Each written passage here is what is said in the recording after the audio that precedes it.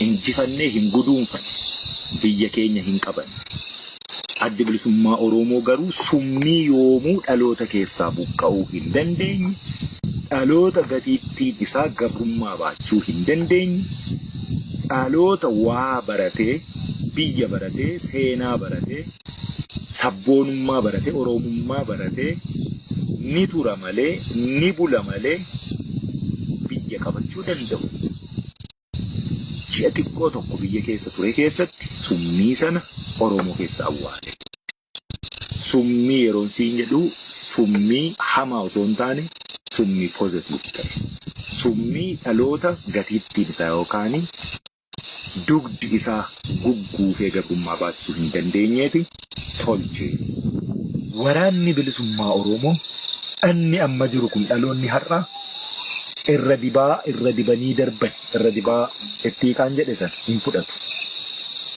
Soba akkuma sobaatti saaxilla. Dhugaa akka dhugaatti qabannee deemna. Rakkoo hedduu akka sabaatti nurra ture akka dugda qocaa goophoo nurratti ta'ee nurratti taa'eeru sana yoomiyyuu taanaan du'a dhiisee uummata kana hunduma isaa lafarraayyuu fudhata yoo ta'e. Hunduma isaa saba miiliyoona 60 sanaa olii 70 80 dhaqaa jiru kana hunda isaan gaaga'a taanaan lafa keenya irratti kabajaa hin qabnu taanaan lafeen keenyi jala haa buqatu.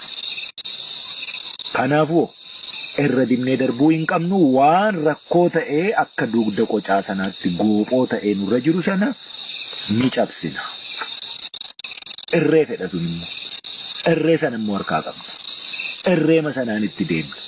Haala akkasii kana keessatti rakkoon mudatu sanaaf Oromoon jilbeeffachuu hin qabu.